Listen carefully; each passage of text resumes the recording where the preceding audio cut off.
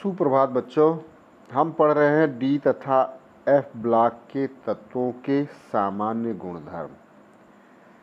कुछ गुणधर्म में हम पहले पढ़ चुके हैं। आज उसके आगे देखते हैं ऑक्सीकरण अवस्था। संक्रमण तत्व अनेक प्रकार की ऑक्सीकरण अवस्थाओं का प्रदर्शन करते हैं। कुछ को छोड़ दें तो संक्रमण तत्व एक से अधिक ऑक्सीकरण अवस्थाएं रखते हैं तथा परिवर्ती संयोजकता प्रदर्शित करते हैं। जैसे कॉपर क्यूप्रस और क्यूप्रिक क्लोराइड बनाता है, जिसमें इसकी ऑक्सीकरण अवस्था क्रमशः +1 और +2 है। संक्रमण तत्वों की विभिन्न ऑक्सीकरण अवस्थाओं को प्रदर्शित करने की योग्यता इन तत्वों के विशिष्ट गुण हैं। अगर इस सारणी के माध्यम से हम देखें तो प्रथम संक्रमण श्रेणी को ही देख लें।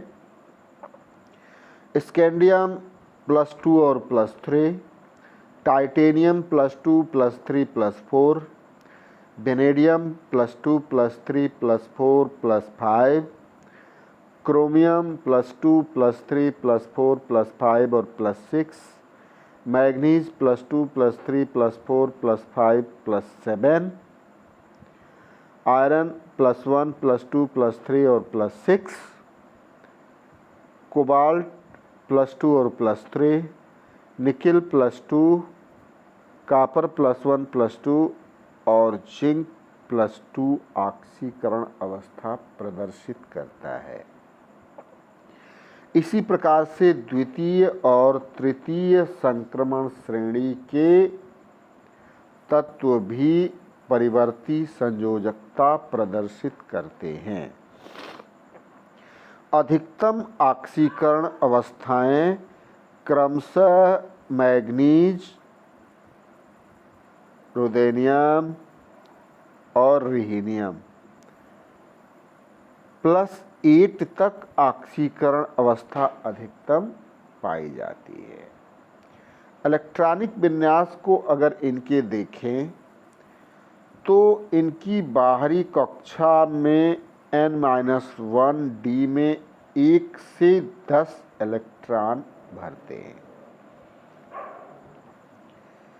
N-1 D ऑर्बिटल तथा NS ऑर्बिटलों की ऊर्जाओं में अधिक अंतर नहीं होता है, अतः ये दोनों ऑर्बिटल बंध के लिए उपलब्ध रहते हैं। +1 तथा +2 ऑक्सीकरण अवस्थाओं में S कक्षक का योगदान रहता है, जबकि उच्च ऑक्सीकरण अवस्थाएं जैसे +3 +4 +5 +6 +7 इत्यादि में S कक्षकों के साथ साथ D कक्षकों का भी योगदान होता है।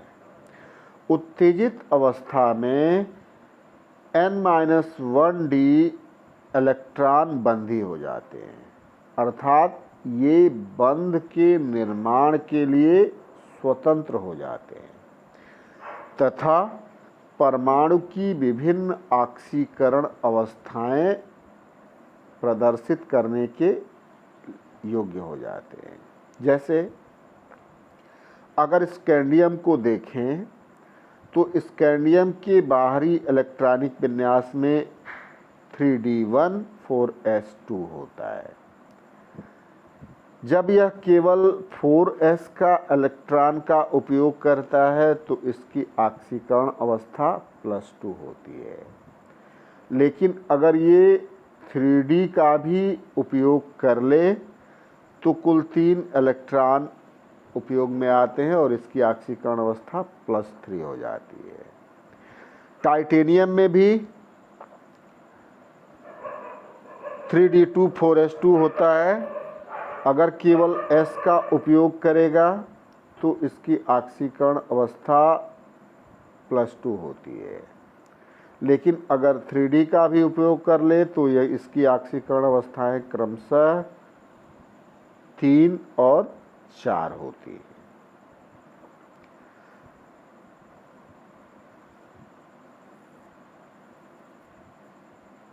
अगर इनके मुख्य निष्कर्ष अगर देखें तो यहाँ पे लिखा हुआ है, प्रथम श्रेणी के संक्रमण तत्वों की मुख्य ऑक्सीकरण अवस्था +2 है, जो कि 4s इलेक्ट्रॉनों के त्यागने के फलस्वरूप होती है। संक्रमण तत्वों द्वारा +2 और +3 ऑक्सीकरण अवस्थाओं में बने बंध अधिकतर आनिक होते हैं। दूसरी ओर उच्च ऑक्सीकरण अवस्था में बने बंध आवश्यक रूप से सहसंयोजकीय होते हैं। एक समूह में परमाणु क्रमांक बढ़ने के साथ अधिकतम ऑक्सीकरण अवस्था में वृद्धि होती है।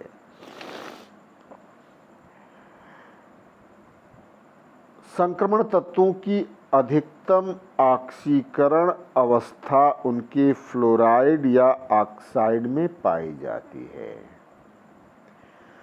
संक्रमण तत्वों की निम्न ऑक्सीकरण अवस्थाएं जैसे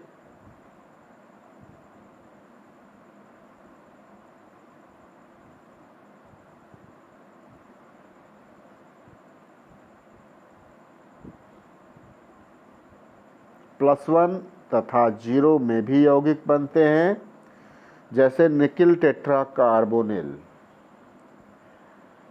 संक्रमण धातु की ऑक्सीकरण अवस्था का अस्थायित्व उस तत्व की प्रकृति पर निर्भर करता है जिससे उसने संयोग किया हुआ है।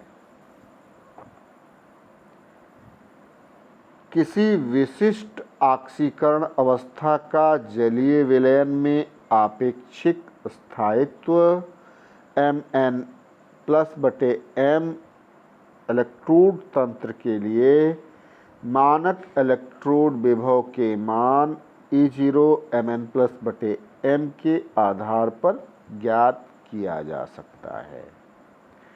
E0 Mn+/m का मान जितना अधिक ऋणात्मक या कम धनात्मक होगा, तत्व का स्थायित्व +n ऑक्सीकरण अवस्था में उतना ही अधिक होगा।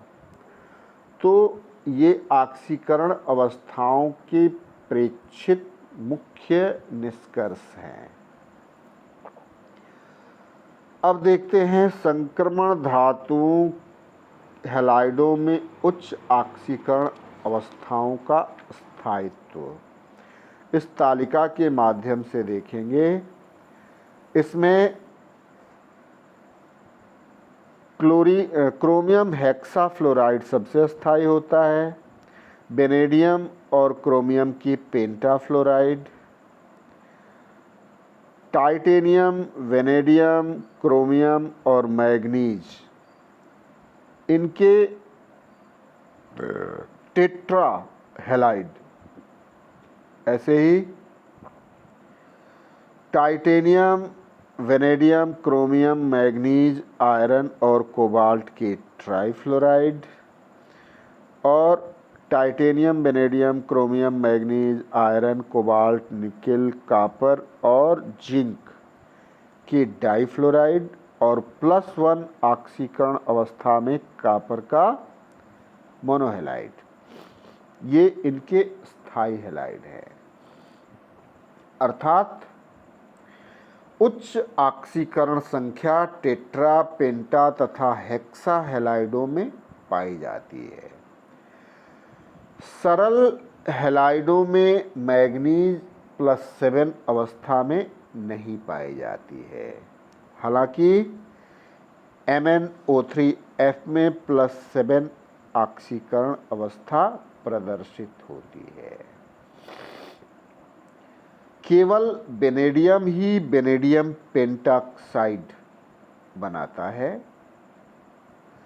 लेकिन इसके अन्य हैलाइड जल अपघटित होकर VOX3 बनाते हैं, जिनमें वेनेडियम की ऑक्सीकरण अवस्था +5 ही रहती है।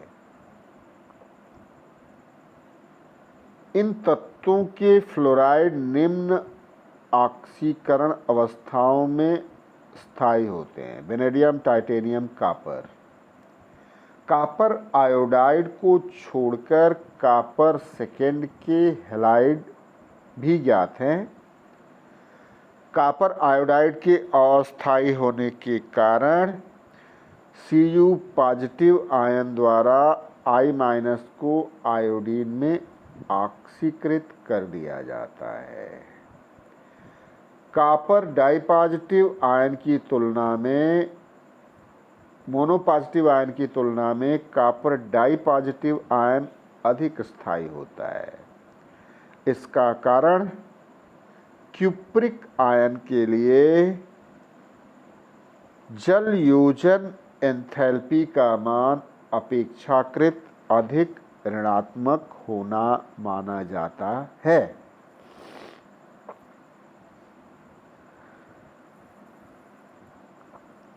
ये हमने बता दिया पूरा।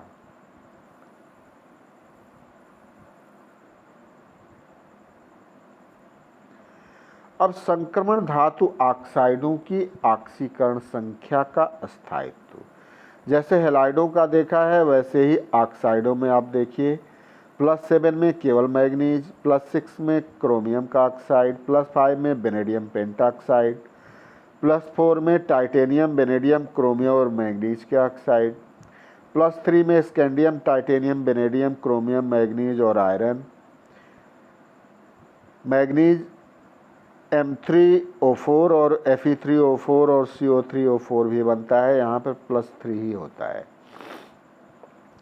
+2 में टाइटेनियम से लेके जिंक के ऑक्साइड और +1 में कॉपर का ऑक्साइड, ये स्थायित्व देते हैं। इसमें इस तालिका को देखने के बाद जो मुख्य निष्कर्ष हैं वो इस प्रकार से हैं, आप इनको देखो। ऑक्साइडों की उच्चतम ऑक्सीकरण संख्या इनकी समूह संख्या के बराबर होती है तथा यह क्रम स्कैंडियम से मैग्नीज तक जारी रहता है। समूह 7 के पश्चात अधिकतम ऑक्सीकरण अवस्था +3 ही रहती है। आयरन ऑक्साइड से अधिक कोई उच्च ऑक्साइड नहीं बनता है। हालांकि यह क्षारीय माध्यम में +6 ऑक्सीकरण संख्या वाला फेरेट आयन FeO4 आयन बनाता है, लेकिन अधिक स्थायी नहीं होने के कारण यह Fe2O3 में विघटित हो जाता है। ऑक्साइडों के अतिरिक्त ऑक्सोकैटायन इन धातुओं की उच्च ऑक्सीकरण अवस्था को प्रदर्शित करते हैं। जैसे VO2 पॉजिटिव में वेनेडियम, +5 में VO2 तथा TiO +2 में टाइटेनियम +4 स्टेट में है। सारणी को अगर देखें तो उच्च ऑक्सीकरण संख्या के स्थायित्व में फ्लोरीन की अपेक्षा ऑक्सीजन अधिक सक्षम है। जैसे मैग्नीज का उच्चतम फ्लोराइड MnF4 तथा उच्चतम ऑक्साइड MnO2 है। इसका कारण ऑक्सीजन धातु के साथ बहुबंध बना सकता है, जबकि फ्लोरीन ऐसा नहीं करता है। Mn2O7 की संरचना चतुष्फलकीय है और प्रत्येक चतुष्फलक में 4 ऑक्सीजन परमाणुओं से मैग्नीज घिरा रहता है, जिसमें एक MnO-Mn सेतु बंध भी सम्मिलित है। ये संरचना यहाँ पे इसकी दी हुई है।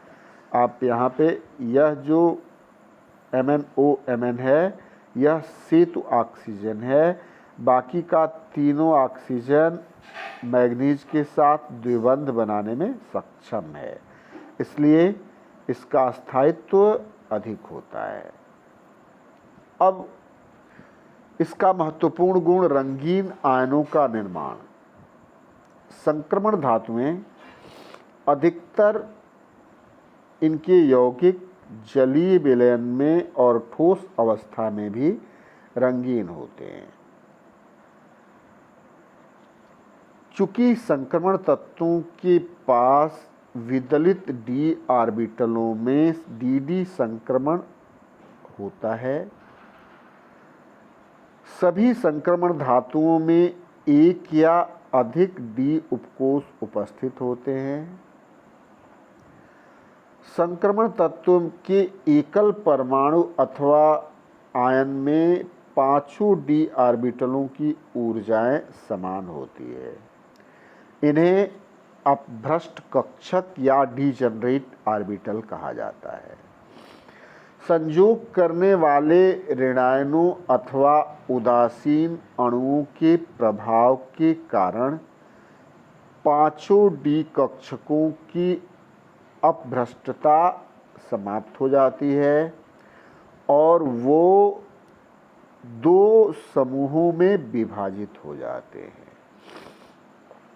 इस प्रभाव को क्रिस्टल फील्ड विघटन कहा जाता है। यहाँ पे आप देखो, पहले ये 5 डिजेनरेट ऑर्बिटल थे, ये 5 अपभ्रष्ट ऑर्बिटल थे। जब ऋणायन के संपर्क में ये आते हैं तो इनकी ऊर्जा थोड़ी सी बढ़ती है और इसके बाद ये दो समूहों में विभक्त हो जाते हैं। एक समूह यहाँ पे और दूसरा समूह यहाँ पे। ये इसमें पहले वाले में dxy dy और dz होता है और दूसरे में dx² - y² और dz² होता है। इनकी ऊर्जाएं, अब जो ट्रायड बनता है इसको T2G ग्रुप कहते हैं और जो डायड बनता है उसको EG ग्रुप कहते हैं। T2G की ऊर्जा कम और EG की ऊर्जा अधिक होती है। दोनों ऑर्बिटलों के समूहों की आपेक्षिक ऊर्जाएं तथा विपाटन का प्रकार उनकी ज्यामिति पर निर्भर करता है, जिसमें संयोग करने वाले ऋणायन अथवा उदासीन अणु केंद्रीय संक्रमण धातु आयन के साथ उपस्थित रहते हैं। जैसे यदि ज्यामिति अष्टफल की है तो d कक्षकों का जो विभाजन है वो इस दिए गए चित्र के अनुसार ही होगा।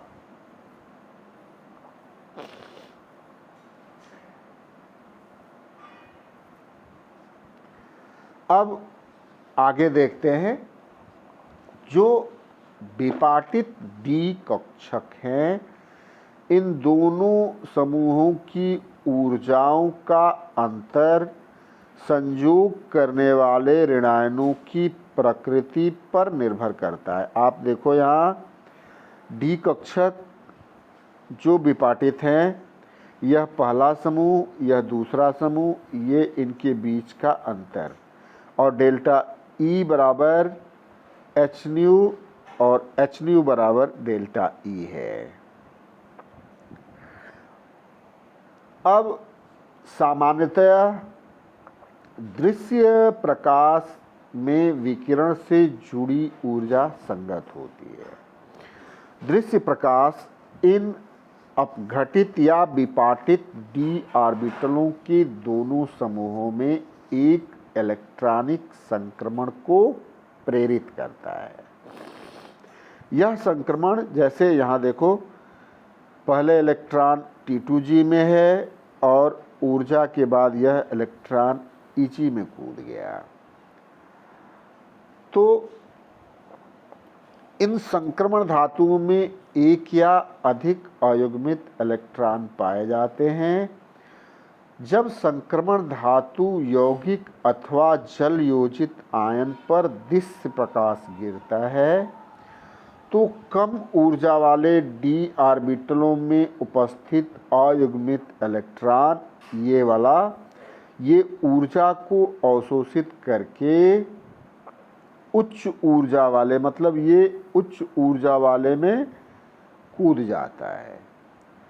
और यह विशिष्ट dt संक्रमण में निहित ऊर्जा परिमाणित होती है और एक निश्चित तरंग दैर्घ्य के प्रकाश को ही ये अवशोषित करती है। बाकी जितनी तरंग दैर्घ्य है वो संचारित हो जाती है, अतएव संचारित एवं अवशोषित प्रकाश के संगत एक पूरक रंग का प्रदर्शन होता है तथा यौगिक या जलीय आयन भी वही रंग प्रदर्शित करता है। जैसे मान लें क्यूप्रिक आयन जो जल योजित हैं वो विकिरण को अवशोषित करते हैं और हरे नीले विकिरण को ही केवल संचारित करते हैं, जिससे क्यूप्रिक लवण हरे नीले रंग का होता है।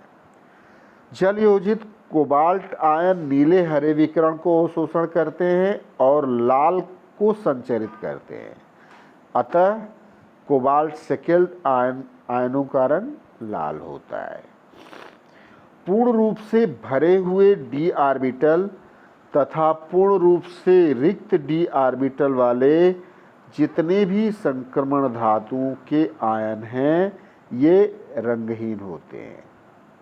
जैसे कॉपर का मोनोपॉजिटिव आयन रंगहीन होता है, मरकरी का डाई पॉजिटिव आयन भी रंगहीन होता है, स्कैंडियम का ट्राई पॉजिटिव आयन भी पूर्ण रूप से रिक्त डी कक्षकों के कारण रंगहीन होता है।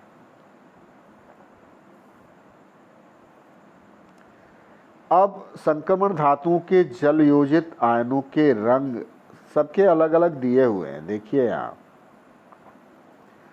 स्कैंडियम का डी में 0 है, रंगहीन है। टाइटेनियम D1 है, जामुनी रंग का है। टाइटेनियम टेट्रा पॉजिटिव में D0 हो गया, फिर रंगहीन हो गया। बेनेडियम डाई पॉजिटिव बैगनी, बेनेडियम टाई पॉजिटिव हरा, बेनेडियम टेट्रा पॉजिटिव नीला, क्रोमियम डाई पॉजिटिव भी नीला है, क्रोमियम ट्राई पॉजिटिव बैगनी रंग का हो जाता है। डी कक्षकों में जहाँ भी अयुग्मित इलेक्ट्रॉन हैं वहाँ पर रंग है। Mn डाई पॉजिटिव गुलाबी रंग का है, Mn ट्राई पॉजिटिव बैगनी रंग का, आयरन का डाई पॉजिटिव हरे रंग का है और ट्राई पॉजिटिव पीले रंग का है। कोबाल्ट का डाई पॉजिटिव गुलाबी रंग है, निकेल का डाई पॉजिटिव आयन हरे रंग का, क्यूप्रस रंगहीन है, क्यूप्रिक नीले रंग का है और जिंक का डाई पॉजिटिव आयन रंगहीन है। मतलब जहाँ भी डी कक्षक रिक्त है अथवा पूरा भरा हुआ है वहाँ पर आयनों का रंग रंगहीन है तथा जहाँ पर ये भरा नहीं है वो रंगीन है। अब चुंबकीय गुण देख लेते हैं।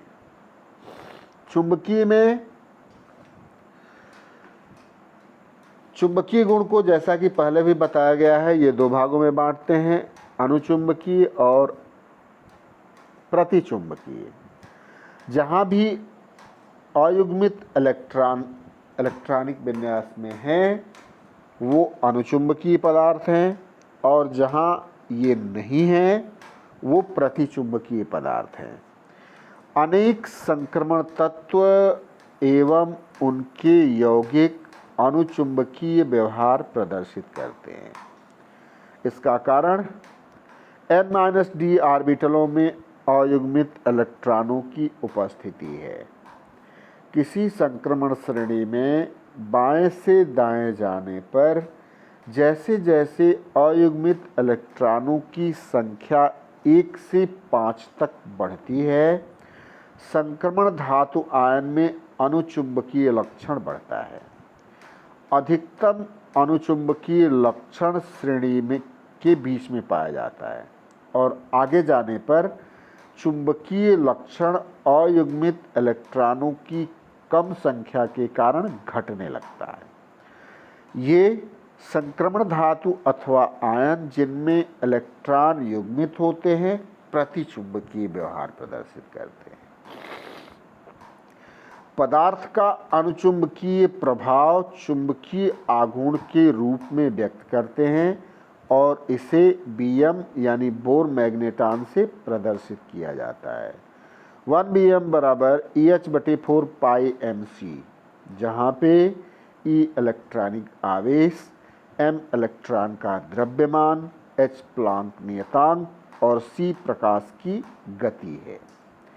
एक इलेक्ट्रॉन का चुंबकीय आघूर्ण इलेक्ट्रॉन के चक्रण तथा उसके ऑर्बिटल की गति दोनों के कारण होता है। चुंबकीय आघूर्ण यानी mu S plus L is equal to √4s(s+1) plus l(l+1) के रूप में व्यक्त कर सकते हैं, जहाँ पर s चक्रण क्वांटम संख्याओं का योग और l कोणीय आघूर्ण ऑर्बिटल कोणीय आघूर्ण क्वांटम संख्याओं का योग यानी एजिमुथल क्वांटम संख्याओं का योग है।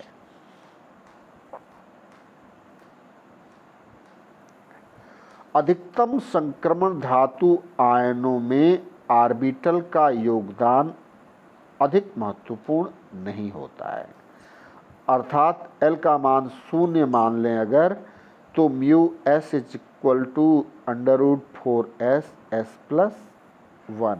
यहाँ पर जो म्यू एस है वो केवल चुंबकीय आघूर्ण को प्रदर्शित करता है। अयुग्मित इलेक्ट्रॉनों की संख्या के रूप में हम इसको प्रदर्शित कर सकते हैं। Mu S is equal to √n(n+2), जहाँ n अयुग्मित इलेक्ट्रॉनों की संख्या है। अब चुंबकीय आघूर्ण कुछ आयनों के यहाँ व्यक्त किए गए हैं, आप देख सकते हैं। परिकलित और अवलोकित सबके स्कैंडियम का 0 है, टाइटेनियम का 1.73, टाइटेनियम डाई पॉजिटिव का 2.84 और 2.76, वेनेडियम का 3.87, 3.86, क्रोमियम डाई पॉजिटिव का 4.9, 4.8, मैग्नीज डाई पॉजिटिव का 5.92, 5.96। यहाँ पर अयुग्मित इलेक्ट्रॉन अधिकतम है। इसके बाद ये क्रमशः घटना शुरू हो जाता है। आयरन के लिए 4.9 और 5.52, 5.55, कोबाल्ट के लिए 3.87, 4.4 × 5.2। ये क्रमशः आते आते जिंक डाई पॉजिटिव आयन पे 0 हो जाते हैं। चूँकि इलेक्ट्रॉन एक आवेशित कण है, यहाँ नाभिक के जो इसकी गति नाभिक के चारों तरफ होती है तथा अपने अक्ष पर चक्रण भी करता है। इलेक्ट्रॉन की ऑर्बिटल गति तथा चक्रण गति एक विशिष्ट दिशा में चुंबकीय क्षेत्र उत्पन्न करता है, क्योंकि एक चक्रित इलेक्ट्रॉन अथवा ऑर्बिट में गति करने वाला इलेक्ट्रॉन एक बंद परिपथ में बहने वाली धारा के समतुल्य है। जब एक पदार्थ जिसमें अयुग्मित इलेक्ट्रॉन उपस्थित होता है चुंबकीय क्षेत्र में अगर रखा जाए तो इसका चुंबकीय क्षेत्र आरोपित क्षेत्र के साथ पारस्परिक क्रिया करता है, जिसके फलस्वरूप ये आकर्षण का अनुभव करता है तथा अनुचुंबकीय क्षेत्र प्रदर्शित करता है।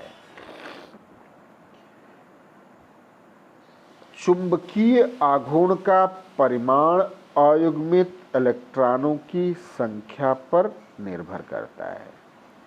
अयुग्मित इलेक्ट्रॉनों की संख्या में वृद्धि होने पर चुंबकीय आघूर्ण में वृद्धि होती है। फलस्वरूप चुंबकीय व्यवहार अनुचुंबकीय हो जाता है। जैसे जैसे अयुग्मित इलेक्ट्रॉनों की संख्या में वृद्धि होगी अनुचुंबकीय लक्षण क्रमशः बढ़ता जाएगा और जैसे जैसे फिर युग्मित इलेक्ट्रॉन होंगे तो अनुचुंबकीय लक्षण क्रमशः घटता जाएगा। तो आज इतना ही। कल कुछ और संक्रमण तत्वों के गुणों के साथ उपस्थित होंगे। धन्यवाद।